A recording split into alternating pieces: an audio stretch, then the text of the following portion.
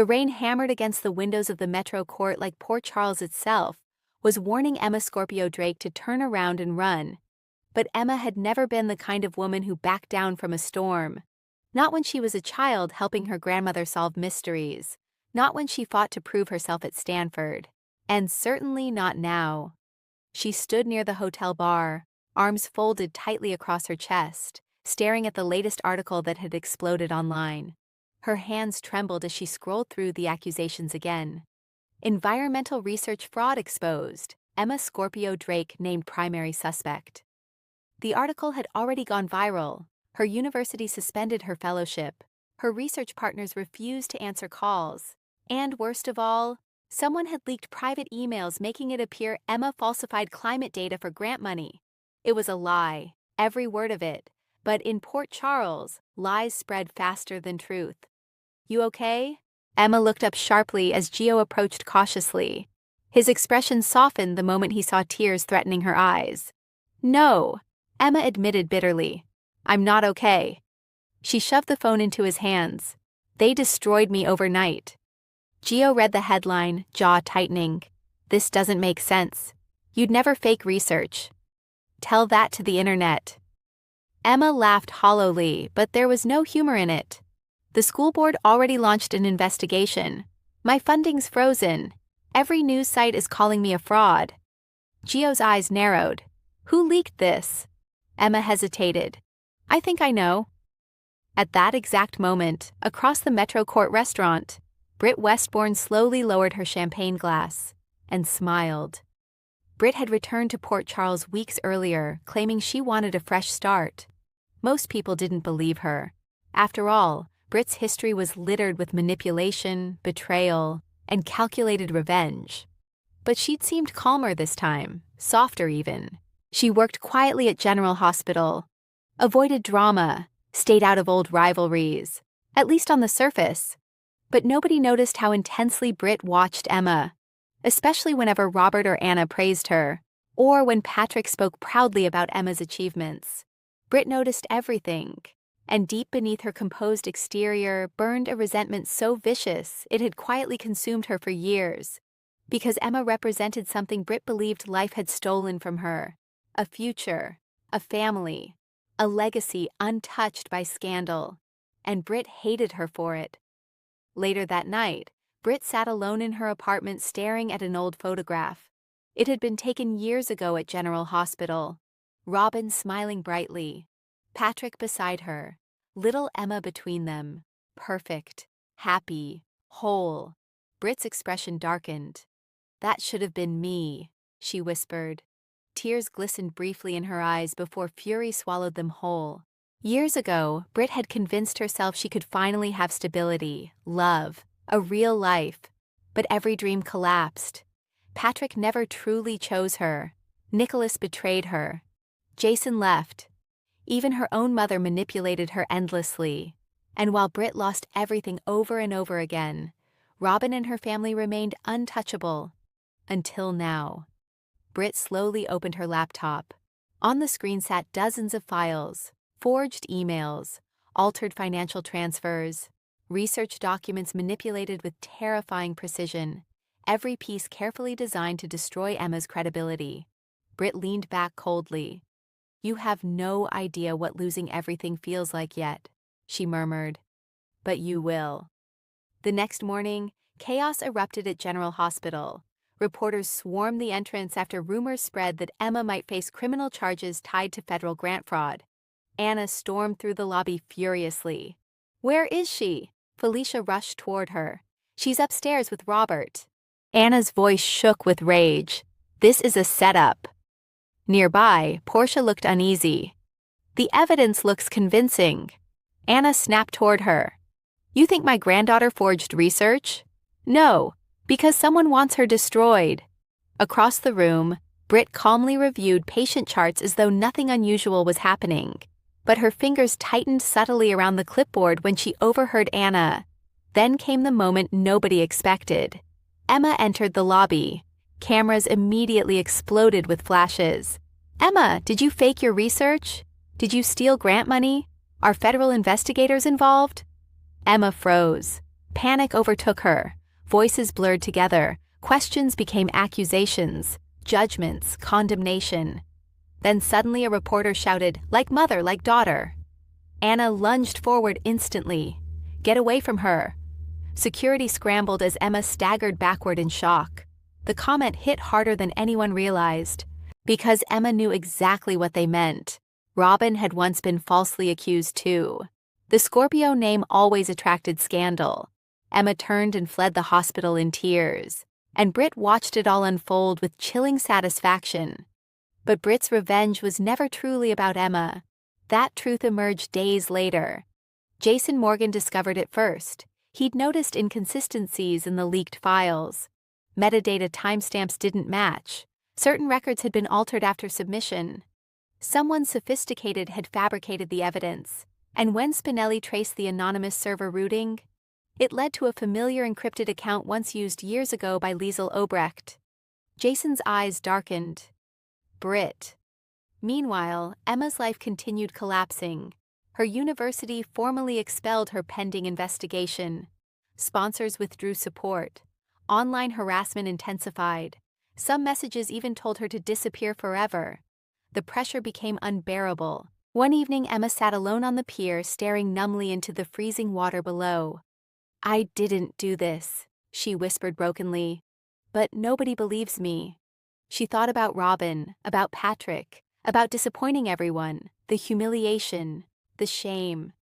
Footsteps approached quietly behind her. Jocelyn. Without a word, Joss removed her coat and wrapped it around Emma's shoulders. "You scared me." Emma wiped tears quickly. "I'm fine." "No, you're not." For a long moment neither spoke. Then Emma finally cracked. "What if this never goes away?" Joss's expression softened painfully. "It will." "What if they ruined my life forever?" Joss didn't have an answer, because deep down she feared Emma might be right. At the same time, Britt's obsession spiraled dangerously. She began secretly following Emma, watching her from a distance, documenting every breakdown with eerie fascination. At one point, she even photographed Emma crying outside Kelly's, not out of guilt, out of satisfaction. Britt convinced herself Emma needed to suffer, needed to experience loss, because only pain created truth. But somewhere underneath the vengeance lurked something darker. Britt wasn't simply jealous, she was unraveling. Years of abandonment, illness, betrayal, and emotional trauma had warped into fixation. Emma became the symbol of everything Britt could never keep: youth, hope, family, love without conditions. And destroying Emma felt like punishing fate itself. The turning point came when Cody accidentally overheard Britt speaking to herself inside the hospital lab. "She still has people protecting her," Britt muttered furiously. "But soon they'll all leave." Cody frowned. "Britt?" She jumped violently. "Oh, you startled me." Cody studied her carefully. "You okay?" "Fine." But he didn't believe her, especially after noticing Emma's photo briefly visible on Britt's tablet before she hid it. Cody later warned Jason, and Jason acted immediately. That night he broke into Britt's apartment. What he found horrified even him. Walls covered with research articles about Emma, schedules, photos, printouts of social media posts, and in the center of the room, the forged evidence files. Jason's face hardened. This has gone way too far. But before he could leave, the apartment door opened. Britt froze. Then her expression turned ice cold. "You shouldn't be here." Jason held up the files. "You framed Emma." Britt laughed softly. "You figured it out." "Why?" Her eyes flashed with years of pain. "Because nobody ever paid for what happened to me." Jason stared at her silently. Britt stepped closer emotionally. "Do you know what it's like watching other people get happy endings while your entire life burns down? This isn't Emma's fault. She has everything. She earned it." "No," Britt hissed. "She inherited it." Jason's jaw tightened. "You're sick." That struck a nerve instantly. Britt's face crumbled with fury and hurt. "Don't you dare pity me. I'm trying to stop you. You already chose them over me years ago." Jason realized then this wasn't about logic anymore. Britt truly believed Emma symbolized every loss she'd suffered, and that made her dangerous. Unfortunately, Britt wasn't finished. The next morning, Emma received a devastating notification. Federal prosecutors were considering formal charges. Someone had anonymously submitted new evidence. Emma broke down completely. Anna held her tightly as she sobbed. "I can't do this anymore." "You're innocent. It doesn't matter." Emma pulled away, shaking violently. "Everyone looks at me like I'm toxic now." Anna's eyes filled with tears. "We'll fix this." But Emma looked utterly shattered. You can't fix a ruined reputation. Later, Britt secretly met with a mysterious contact outside Port Charles, a journalist. She handed over another flash drive. "This will guarantee the story stays alive." The reporter smirked. "You really hate this girl." Britt's response came disturbingly fast. "No, I hate what she represents." Meanwhile, Jason, Anna, and Spinelli raced desperately to expose the truth before prosecutors officially arrested Emma. Spinelli eventually uncovered deleted server backups proving files were manipulated from Britt's private network. But they needed direct confirmation. Anna wanted to confront Britt immediately. Jason stopped her. "She's unstable." Anna's eyes narrowed dangerously. "She destroyed my granddaughter." And cornered people do desperate things. Unfortunately, Jason was already too late, because Britt had reached her breaking point. Emma arrived at the hospital rooftop after receiving an anonymous text. "I know who framed you. Come alone." She hesitated but went anyway. The rooftop was empty at first. Then Britt emerged from the shadows. Emma froze. "You?" Britt looked strangely calm. "Beautiful view, isn't it?" Emma backed away cautiously. "You set me up." "Yes." The admission stunned Emma speechless. "Why?" she whispered. Britt tilted her head thoughtfully. "You really want to know?" Emma's eyes filled with tears. "You destroyed my life." Britt stepped closer. "And nobody stopped when mine was destroyed. That has nothing to do with me. It has everything to do with you."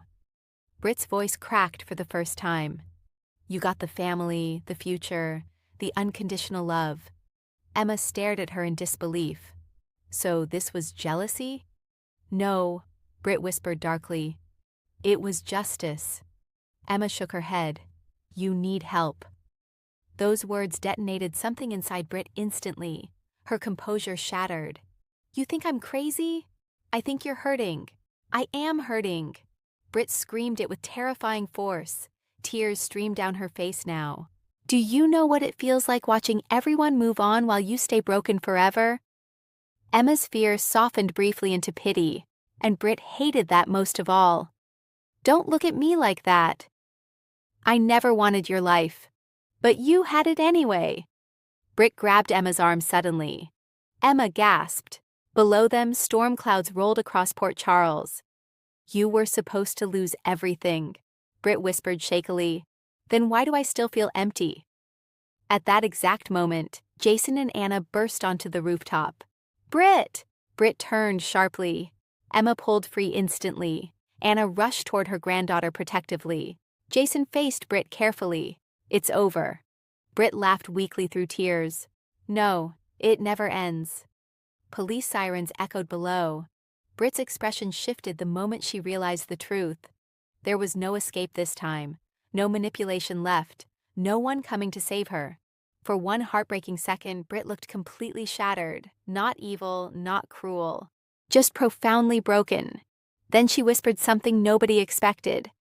"I really did try to be better." Even Anna hesitated, hearing the pain in her voice. But the damage was already catastrophic.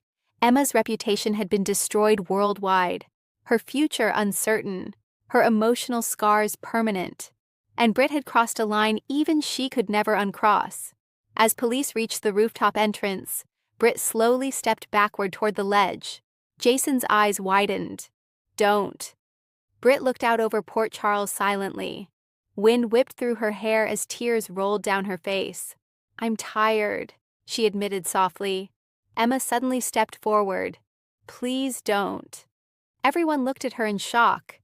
Emma's voice trembled. "You hurt me, but I don't want this." Britt stared at her.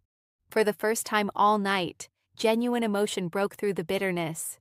Confusion, regret, maybe even shame.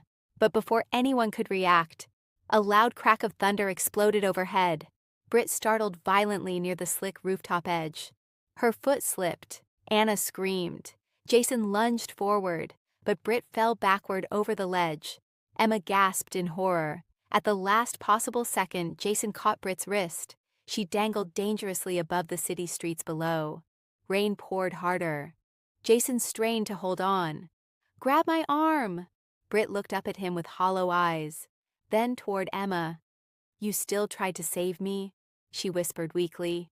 Emma cried openly now. "Please hold on." For a fleeting moment it looked like Britt might fight to live, but then a strange peace crossed her face. "Maybe that's why you were always better than me." Her fingers slowly loosened. "Britt," Jason shouted desperately. But Britt let go. Emma screamed as Britt disappeared into the darkness below. Days later, Port Charles remained shaken. News outlets finally cleared Emma publicly after evidence proved Britt orchestrated the entire conspiracy. Universities apologized. Charges vanished. But none of it erased what happened. Emma barely spoke anymore. The trauma lingered deeply.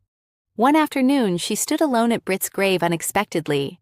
Fresh flowers already rested there, probably from Liesel. Emma stared silently at the headstone.